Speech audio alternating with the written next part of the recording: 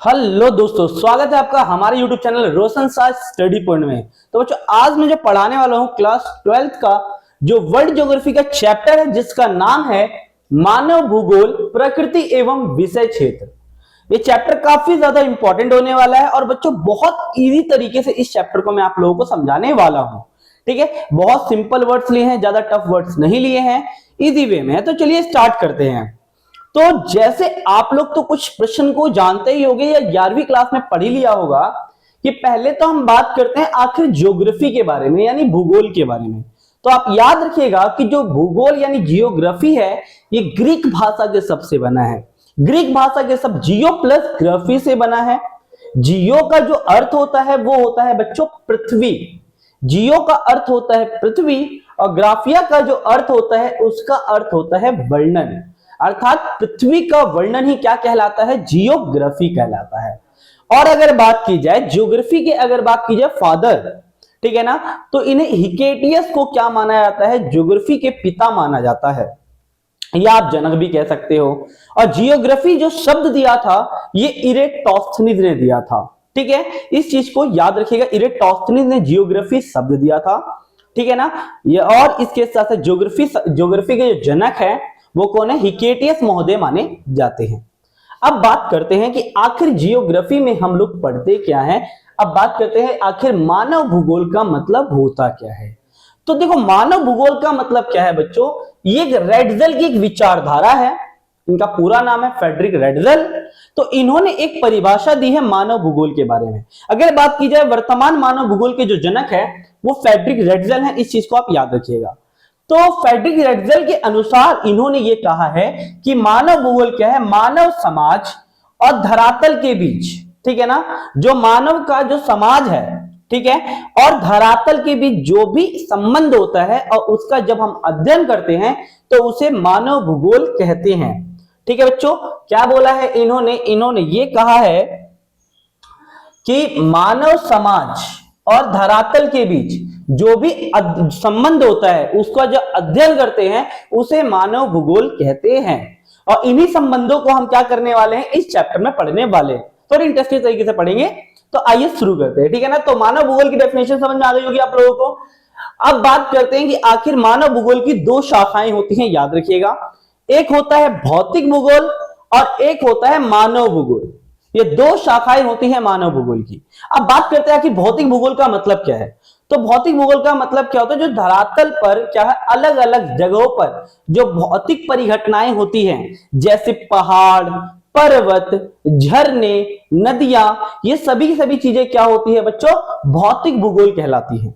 ठीक है, अब बात करते हैं मानव भूगोल की। तो आप सभी को पता है मानव एक सामाजिक प्राणी है, समाज के साथ रहता है और पर्यावरण के साथ मिलजुल कर रहता है ना।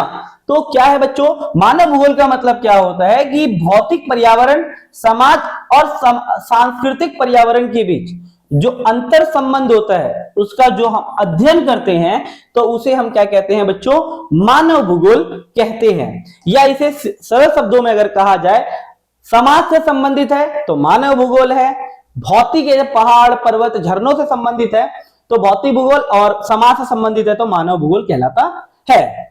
ठीक है, तो ये दोनों में क्या होता है बच्चों? डिफरेंस होता है। अब बात करते हैं, नेक्स्ट हमारा टॉपिक है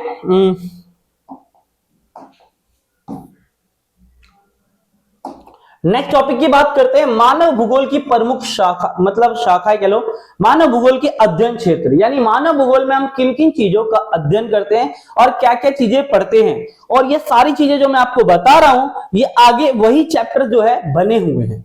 तो बात करते हैं मानव भूगोल के प्रमुख अध्ययन क्षेत्र की, आखिर इसमें अध्ययन किया जाता है। जैसे इसमें आर्थिक भूगोल, जैसे मैंने लिया, इसमें आर्थिक भूगोल का अध्ययन किया जाता है। भाई आर्थिक भूगोल का मतलब क्या होता है? आर्थिक का मतलब कि जो पैसों से संबंधित हो। याद रखिएगा, कहीं भी आर्थिक शब्द यूज होता है तो यानी वहां पैसों की बात करेगा।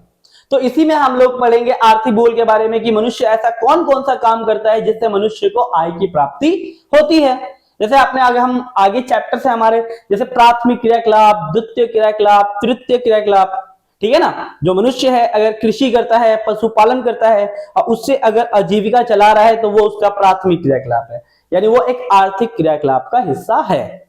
द्वितीय क्रियाकलाप का मतलब क्या होता है, यानी उद्योग, कारखाने, ये द्वितीय क्रियाकलाप में आते हैं। तो इन सभी चीजों के बारे में आगे डिस्कस करेंगे।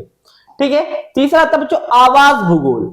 इसका भी अध्ययन किया जाता है, मानव आखिर रहता है कहां, ठीक है, कहां रहता है और किस सिचुएशन में रहता है, इन सब चीजों का अध्ययन हम किसमें करते हैं बच्चों, आवास भूगोल के अंतर्गत करते हैं। आप टेंशन मत लेना, इन लोग इन सब चीजों का एक्सप्लेन नहीं करना, बस आपसे पेपर में एमसीक्यूज में पूछा जाएगा कि मानव भूगोल के अध्ययन क्षेत्र कौन कौन से हैं, बस। ठीक है, तो आवास भूगोल में क्या होता है बच्चों, इसमें हम मनुष्य के आवास के बारे में जानते हैं कि आवास मनुष्य कहां कहां रहता है। आगे वाले जैसे बस्तियों के बारे में पढ़ेंगे, गुच्छित बस्ती, पल्ली बस्ती, एकांकीय बस्ती, है ना, तो याद रखिएगा। नेक्स्ट है बच्चों राजनीतिक भूगोल, कि किन किन क्षेत्रों में, आप सभी को पता होगा कि अगर मैं केवल भारत की ही बात लूं तो भारत में कुछ ऐसे राज्य भी हैं जहां राजनीतिक गतिविधियां ज्यादा होती है। जैसे उदाहरण के लिए लिया दिल्ली हो गया, चंडीगढ़ हो गया, मुंबई हो गया, तो ये ऐसे राज्य हैं या ऐसे क्षेत्र हैं जहां राजनीतिक गतिविधियां ज्यादा होती है। तो इन सब चीजों का जो अध्ययन करते हैं वो हमारा कहलाता है बच्चों राजनीतिक भूगोल। नेक्स्ट बात करते हैं बच्चों, नेक्स्ट है हमारा जनसंख्या भूगोल। अब जनसंख्या भूगोल का मतलब क्या होता है कि जनसंख्या कितनी बड़ी, जैसे वर्तमान में आप सभी को पता है कि भारत की जनसंख्या 141 करोड़ है, लगभग 140 से 141 करोड़ मान लो, मतलब चीन को हमने पछाड़ दिया है, ठीक है ना। तो इसमें हम जनसंख्या का अध्ययन कर रहे हैं कि नहीं कर रहे, तो ये हमारा क्या कहलाएगा, जनसंख्या भूगोल कहलाएगा।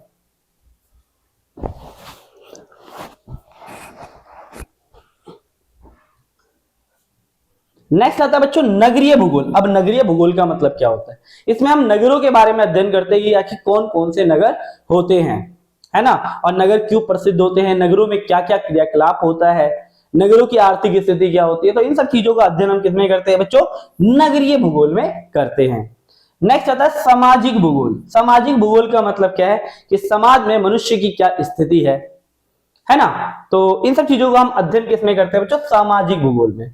सांस्कृतिक भूगोल में हम क्या करते हैं कि भारत की या विश्व की अलग अलग संस्कृतियों के बारे में बात करते हैं कि अलग अलग देशों की, अलग अलग राज्यों की क्या क्या संस्कृतियां हैं, इन सब चीजों का अध्ययन करना हमारा सांस्कृतिक भूगोल कहलाता है। ठीक है ना, तो ये होते हैं बच्चों मानव भूगोल के अध्ययन क्षेत्र, याद रहेगा। ठीक है, पेपर में इसको एक्सप्लेन करने के लिए नहीं आता है, ये कई बार एमसीक्यूज में पूछा जाता है। ठीक है, 4 ऑप्शन दे देगा आप लोगों से और कहेगा कि निम्नलिखित में से कौन सा मानव भूगोल का अध्ययन क्षेत्र नहीं है। ठीक है, तो आपको मैंने बता दिया है, अब आप पता लगा सकते हैं। आगे बात करते हैं,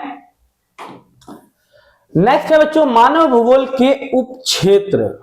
अब मानव भूगोल के उपक्षेत्र तो हैं, अब मानव भूगोल के उपक्षेत्र में हम किन किन चीजों का अध्ययन करते हैं, तो भैया सामाजिक कल्याण का अध्ययन करते हैं कि मानव जो है समाज में क्या क्या कल्याण करता है, लोगों किस प्रकार से भलाई करता है, तो वो हमारा सामाजिक कल्याण का भूगोल में आ जाएगा। लिंग भूगोल में क्या होता है, जैसे लिंग अनुपात के बारे में बात करेंगे कि सेक्सुअल रेशियो के बारे में बात करेंगे, किस देशों का सबसे ज्यादा सेक्सुअल रेशियो है, लिंग अनुपात किसका ज्यादा है किसका कम है। वैसे तो ये चैप्टर जो था वो आपका 3rd था, जनसंख्या संगठन, लेकिन सीबीएसई ने ये चैप्टर काट दिया है तो हम इसके बारे में अध्ययन नहीं कर पाएंगे, है ना।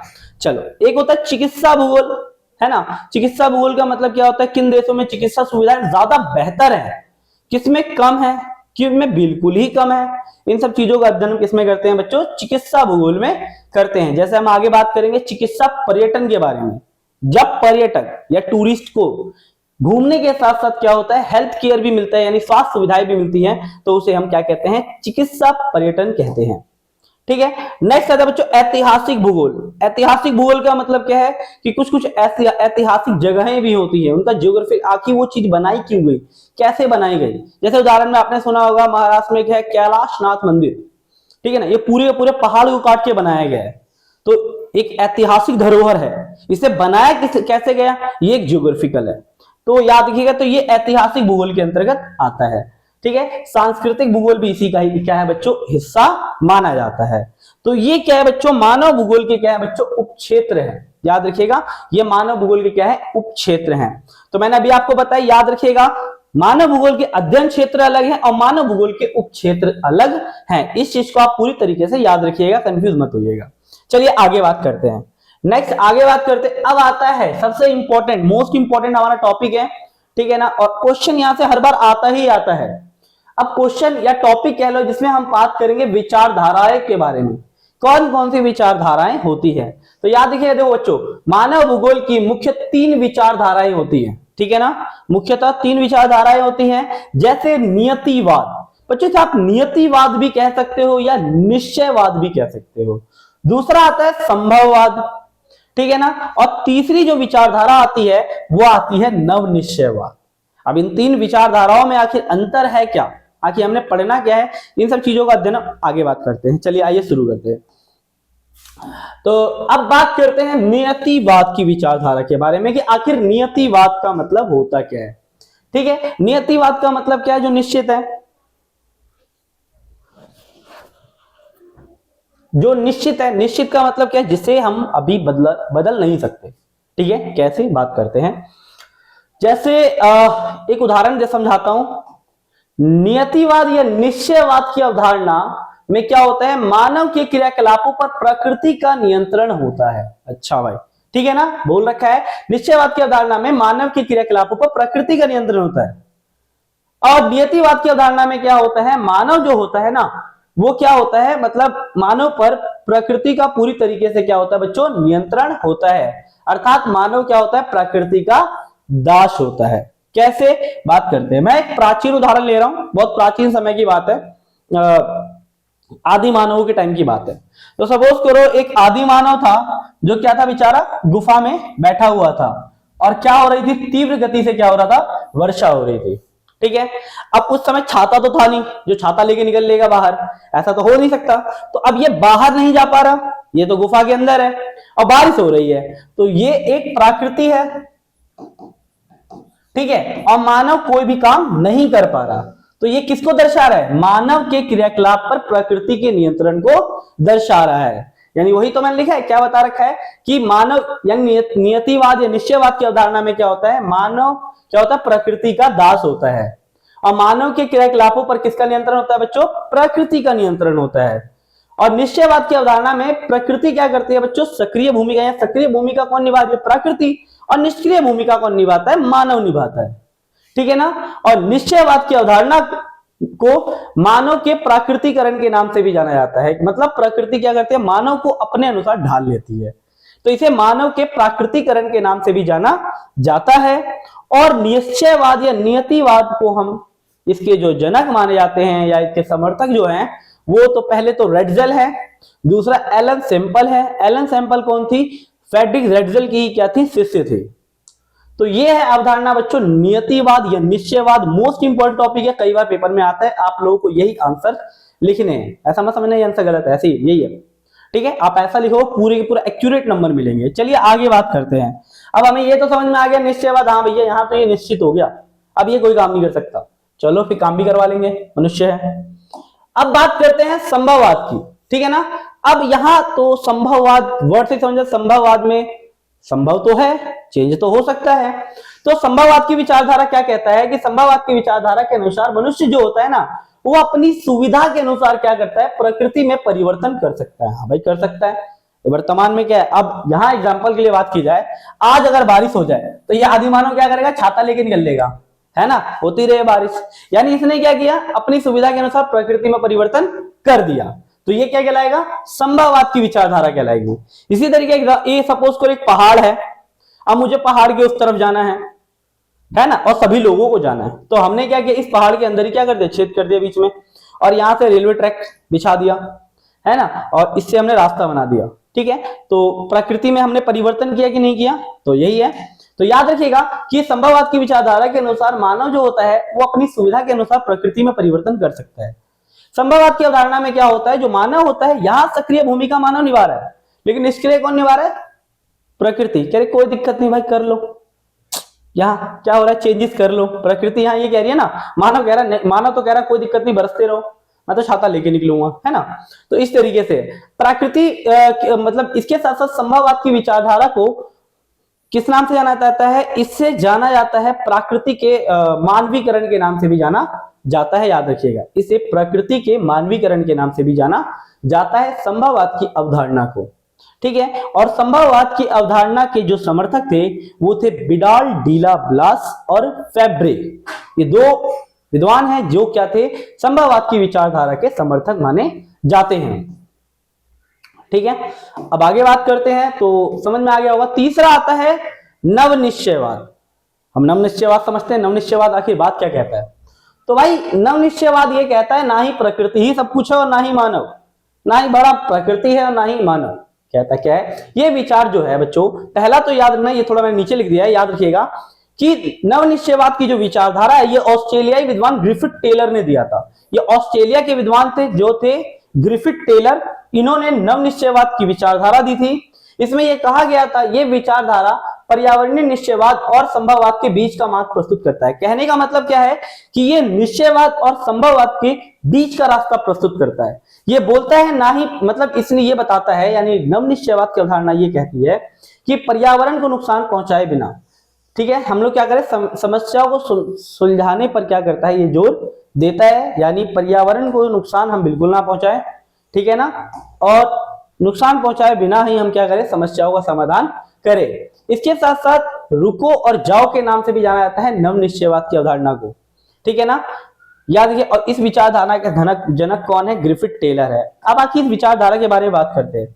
अब ये बोल रहा है, पहला तो याद रखिएगा ये क्या करता है, मतलब निश्चयवाद की जो अवधारणा है, ठीक है ना, इसमें ही ना ही प्रकृति ही सब कुछ होता है और ना ही मानव, पहली बात। दूसरा ये क्या करता है, नवनिश्चयवाद की अवधारणा क्या करता है, निश्चयवाद और संभववाद का बीच का मार्ग प्रस्तुत करता है। यानी कहने का मतलब क्या है, ना ही प्रकृति ही सब कुछ है और ना ही मानव, ठीक है। और इस विचारधारा को दिया था ऑस्ट्रेलियाई विद्वान ग्रिफिथ टेलर ने। ये मत समझना ग्रिफिथ टेलर नहीं ऐसे नहीं थे, ठीक है ना, तो इन्होंने ये विचारधारा दी थी। अब इसका उद्देश्य क्या है, नवनिश्चयवाद के विचारधारा का उद्देश्य ये है कि हम लगातार विकास ना करें, विकास किया फिर थोड़ा होल्ड कर लिया, फिर विकास किया फिर होल्ड कर लिया। इससे क्या हो सका कि हमारी प्रकृति को ना दोबारा बेहतर होने में टाइम लग जाता है, तो उसे टाइम मिल जाता है, ठीक है। तो इसीलिए इसे रुको और जाओ के नाम से जाना जाता है, ठीक है। तो ये तीनों विचारधाराएं बहुत ज्यादा इंपॉर्टेंट पेपर में आती हैं। चलिए आगे बात करते हैं नेक्स्ट टॉपिक के बारे में। नेक्स्ट टॉपिक है हम लोगों का कि प्रकृति पर मानव प्रयासों की छाप स्पष्ट रूप से दिखाई देती है कैसे। इसमें यह कहा गया है प्रकृति पर मानव प्रयासों की छाप स्पष्ट रूप से दिखाई देती है। तो हाँ भाई ये देती तो है, स्पष्ट रूप से दिखाई देती है। जैसे क्या होता है बच्चों, हमें प्रकृति क्या करती है, अवसर प्रदान करती है, और मानव क्या करता है, उन अवसरों का प्रयोग धीरे धीरे करके क्या करता है, प्रकृति का मानवीकरण कर देता है, और प्रकृति पर मानव प्रयासों की छाप आसानी से दिखाई देती है।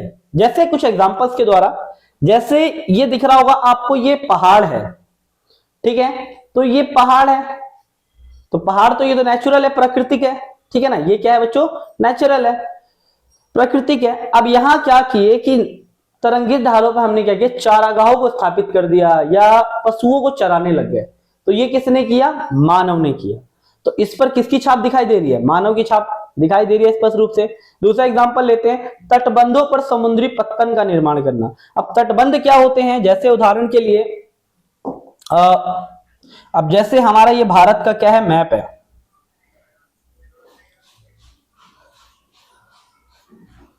ठीक है। तो अब यहां आपको पता है कि हमारे भारत के इधर पूरा में यहां बहुत सारे क्या है, पत्तन है, यानी बंदरगाह है। तो ये बंदरगाह किसने बनवाए हैं, मनुष्य ने तो बनाया है, प्रकृति ने अपने आप तो बनाया नहीं होगा। तो ये सारे बंदरगाह मनुष्य द्वारा बनाए गए हैं। तो इसी का उदाहरण है, तटबंधों पर समुद्री पत्तनों का निर्माण करना क्या दर्शाता है, प्रकृति पर मानव प्रयासों की छाप दिखाई देती है। नेक्स्ट बात करते हैं, महासागरों के पार समुद्री मार्गों का निर्माण करना, ठीक है ना, खेती करना। खेती तो प्रकृति थोड़ी ना, प्रकृति खेती थोड़ी ना करती है, मानव ही तो खेती करता है। खेती करना, नगरों को स्थापित करना, पुलों का निर्माण करना, ठीक है ना, ये सारा क्या दर्शा रहा है, मानव के प्रकृति पर छाप को दर्शा रहा है। इसके साथ साथ उच्च भूमियों पर विश्राम या स्वास्थ्य स्थल को स्थापित करना। विश्राम स्थल का मतलब हिल स्टेशन, आपने सुना होगा, शिमला, दार्जिलिंग, नैनीताल, है ना, तो ये मानव द्वारा बनाया गया, प्राकृतिक तो नहीं है। तो ये क्या है, ये भी मानव प्रयासों की छाप को दर्शाता है। और अंतरिक्ष में क्या करना, अंतरिक्ष में जो मानव द्वारा बनाया गया जो सैटेलाइट है, हमने भेजा है अंतरिक्ष में, तो ये एलियन ने तो बनाया नहीं होगा, बनाया तो मानव नहीं होगा। तो ये किसको दर्शा रहा है, मानव प्रयास को दर्शा रहा है प्रकृति पर।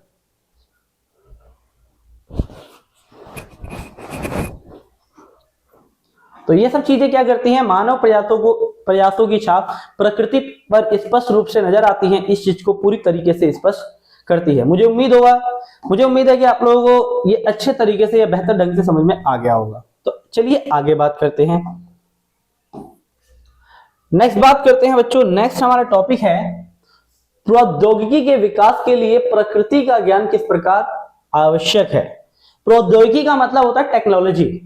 अगर हमें टेक्नोलॉजी को डेवलप करना है, प्रौद्योगिकी का विकास करना है, तो क्या प्रकृति का अध्ययन करना जरूरी है? तो हाँ, बिल्कुल जरूरी है। कैसे, बात करते हैं। देखो, मानव प्रकृति के नियम को समझकर ही क्या कर सकता है, प्रौद्योगिकी का विकास कर सकता है। उदाहरण के लिए अगर बात की जाए, जैसे क्या हुआ, मनुष्य ने समझा, आदि मानव जो थे उन्होंने इस चीज को समझा कि अगर हम दो पत्थरों को आपस में घिसेंगे तो उससे ऊष्मा उत्पन्न होगी और उस ऊष्मा से क्या बनेगा, आग की खोज होगी। ठीक है ना। तो ये हमने सबसे पहले प्रकृति के नियम को समझा कि नहीं समझा, कि दो पत्थरों को आपस में घिसने से ऊष्मा उत्पन्न होती है जिससे आग की खोज होगी, और इसी से क्या हुआ, हमारी आग की खोज हुई। एक और एग्जांपल देखते हैं। एक एग्जांपल है, जैसे डीएनए की खोज हुई। डीएनए, ठीक है ना, ब्लड होता है। तो डीएनए की खोज से क्या हुआ बच्चों, अनेक अनुवांशिक रहस्यों और अनेक अनुवांशिक बीमारियों पर हमने क्या प्राप्त किया, विजय प्राप्त किया। आपको पता है कोई भी महामारी का पता हमारे डीएनए से चलता है, ठीक है ना। तो डीएनए से क्या हुआ, अनेक महामारियों के बारे में क्या लगा, पता लगा। जैसे आपने देखा होगा कोरोना के टाइम पे, जब कोरोना फैला था तो कोरोना में बहुत सारे लोग मरे भी थे और बहुत सारे लोग पीटे भी थे, है ना। जो खेतों में जाके बैठे थे ना, बहुत सारे लोग पीटे थे। तो मतलब कहने का मतलब क्या है कि डीएनए से क्या हुआ, अनेक अनुवांशिक का मतलब क्या होता है, एक से दूसरे, दूसरे से तीसरे में फैलने वाली बीमारियों पर हमने क्या प्राप्त किया, विजय प्राप्त करी। ठीक है, तो ये भी दर्शाता है। तो और इसके साथ साथ सबसे मोस्ट, सब छोड़ो, सारे एग्जांपल छोड़ो, ये देखो, वायु के गति के नियम को समझकर क्या किया, मनुष्य ने क्या किया, मतलब तीव्र गति से चलने वाले वायुयान का निर्माण किया। अब ऐसा तो है नहीं कि जब वायुयान यानी हेलीकॉप्टर या हवाई जहाज का निर्माण किया गया होगा तो डायरेक्टली पहले हवाई जहाज का निर्माण करके पहले वो कर दिया होगा, नहीं।